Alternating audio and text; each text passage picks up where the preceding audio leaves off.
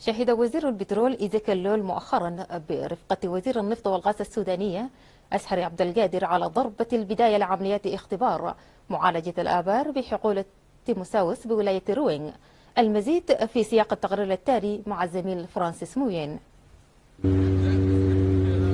وقف وزير البترول إيزيكيل لول غاتكواس برفقة وزير النفط والغاز السوداني المهندس أسحري عبد القادر وحاكم ولاية الروين طمشار وقفا على ضرب البداية في عمليات اختبار معالجة الأعبار بحقول توماساوس بولاية الروين لمعرفة مدى جاهزيتها للإنتاج، بالإضافة تأهيل محطة تجمع القام وقطع أنابيب نقل القام ومحطة شبكات الكهرباء والاتصالات، وسير العمل بالطريق الرابط بين ولاية الروين وحجليج بمسافة تبلغ 28 كيلومترا.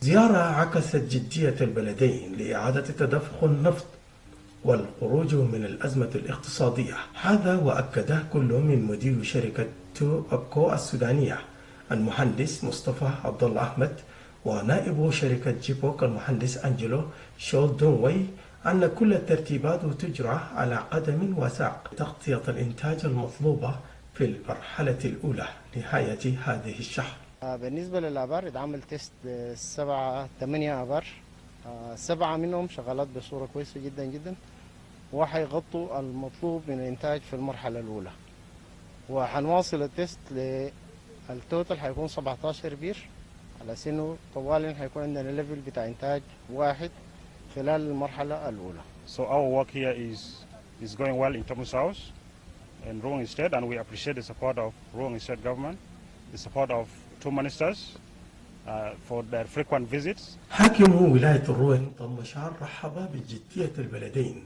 لدق انسياب النفط بتلك الحقول، مؤكدا أن حكومة الولاية على قمة الاستعداد لتوفير الحماية اللازمة للعاملين بتلك الحقول. أنا عايز أحكي لكم إنه نحن كحكومة الأدروبة نحن على قمة الاستعداد ليلا ونهارا، كل خدمة العاملين في الشركات عايزينه مننا حقيقة إننا هنوفر لكم، ونأكد لكم إن الناس القاعدين دول هيوفروا كل التأمين الشامل بالنسبة لكم.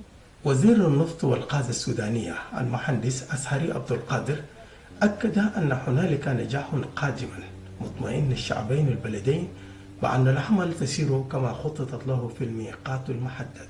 وأرجو أن أطمئن أن الوضع الآن يستمر بأحسن مما كنا نتوقع. هنالك أشياء لا نعلمها الآن، يعني قد تؤخر، لكن بالذي أراه الآن لن يكون هنالك تأخيرا كبيرا، ونطمئن شعبنا في البلدين، وهو كما يقول أخي إيزيكيل دائما شعب واحد في بلدين.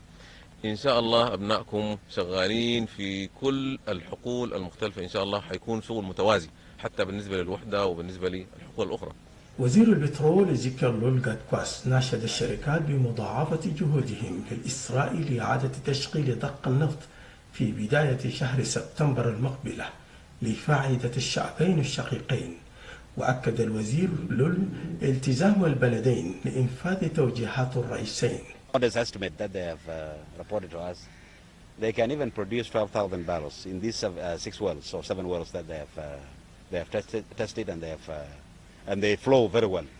So we are very happy, and it is a good news to the people of South Sudan and Sudan and Ruang State, because we wanted to use this time to produce oil so that our people can benefit from these resources that we are having in these two countries. I wanted to appeal to all of you, the partners, and those who are working with us very closely. Let us join hands and realize the production by September. تأتي زيارة وزير النفط بجنوب السودان والسودان إنفاذا لاتفاق الموقع بين الدولتين مؤخرا لإيجاد حلول سريعا للخروج من أزماتهم الاقتصادية. فرانسيس موين بار، SSPC، ولاية الروين. سلم إيزيكيل لول غاتكواس وزير البترول المبعوث الخاص لرئيس الجمهورية سلفا كير ميارديت يوم الأحد رسالة خطية إلى رئيس جمهورية السودان المشير عمر البشير. وفي تصريحات صحفية أكد وزير البترول إيزيكيل لول غاتكواس حرص رئيس الجمهورية سلفا كير ميارديت على تعزيز العلاقات الإخوية العريقة والمتميزة بين جنوب السودان والسودان ودفع التعاون في مجالات النفط لفائدة البلدين. وأشار لول أن الرسالة تتعلق بمجال استئناف إنتاج النفط والذي يضخ في أوائل سبتمبر المقبل لمصلحة البلدين. On July 28th, myself, as Minister of Petroleum of the Republic of South Sudan, and the Ministry of Petroleum and Gas of the Republic of Sudan, we went to Ichlich, and then after Ichlich we went to Thomas South in the Republic of South Sudan, and then we went to Menga, Unity, El Nar, El Tor, as instructed by the two leaders, President Bashir and President Salva Kiir Mayardit.